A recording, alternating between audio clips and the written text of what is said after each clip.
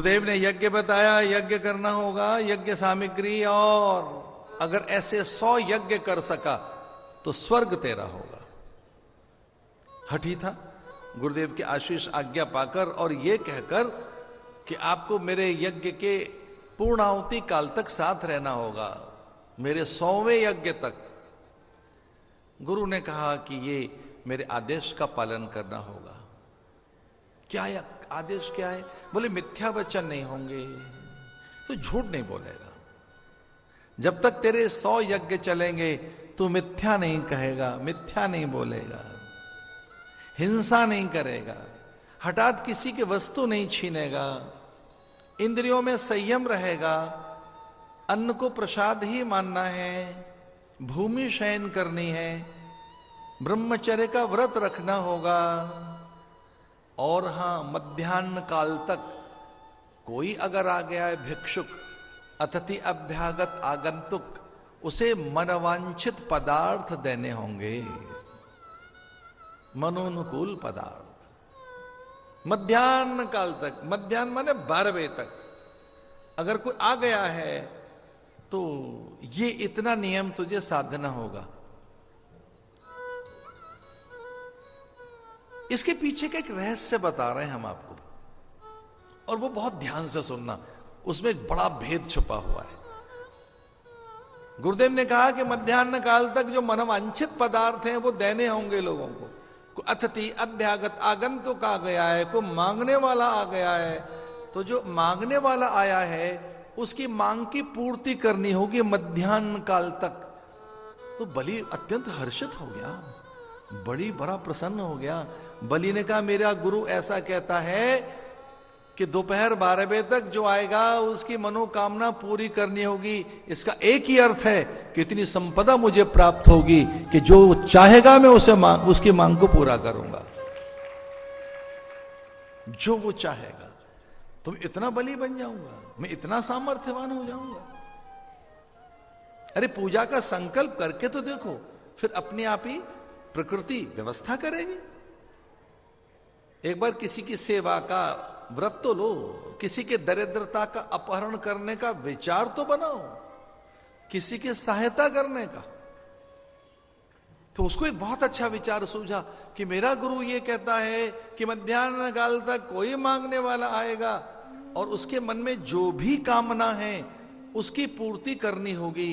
इसका अर्थ यही है कि मैं इतना सामर्थ्यवान हूं, अथवा मुझे इतनी सामर्थ्य मिल जाएगी।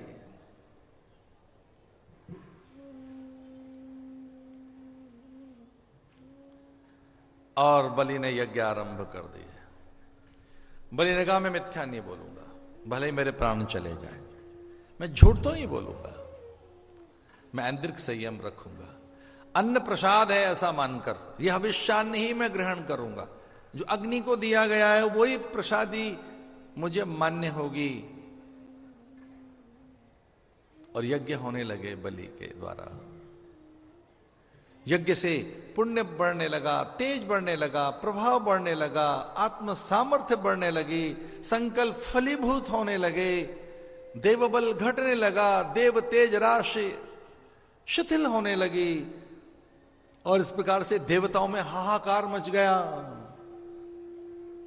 देवता भयभीत होने लगे, यम वर्ण कुबेर इंद्र आदि भयभीत होकर थरथर कांपने लगे कि अब कुछ दिन की हमारी सत्ता रहती है, ये सगल सत्ता तो बलि के पास चली जाएगी।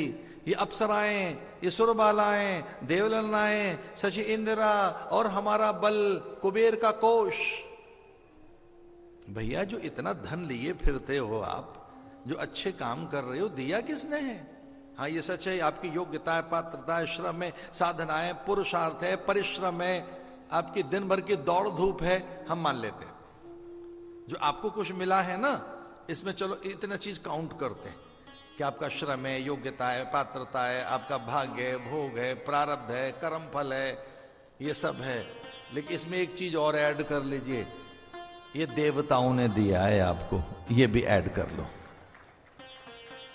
बिना देव कृपा के वो धन प्राप्त नहीं होता जो सत्कर्म में लगे। सत्कर्म में लगने वाला धन तो बिना देव कृपा के मिलेगा ही नहीं। तीर्थ में जा रहे हैं आप, यज्ञ कर्म कर रहे हैं, कोई सत्कर्म कर रहे हैं, तो ये मान के चलना कि ये जो ये सब हो रहा है ये देव कृपा है, ये देव अनुदान है, देव अनुदान। इसलिए कभी अपने बही खाते में ये याद रखना कि एक देव अनुदान है, एक देव कृपा है, एक ईश कृपा है, एक पुण्य है, एक पितरों का भी प्रभाव है। इसलिए अपनी संपदा को प्रसाद ही मानिए, अपनी संपदा को प्रारब्ध मत कहो, इसे प्रसाद मानो। सच तो यही है कि आपका प्रारब्ध ही आपको प्राप्त होता है, पर ऐसा सोचने में क्या जाता है कि प्रारब्ध क्यों कहें? ऐसा कहने से अहंकार आएगा कि हमने कुछ अच्छा किया होगा तो प्राप्त हो रहा है। तो प्रारब्ध न मानकर, पुरुषार्थ न मानकर प्रसाद मानिए।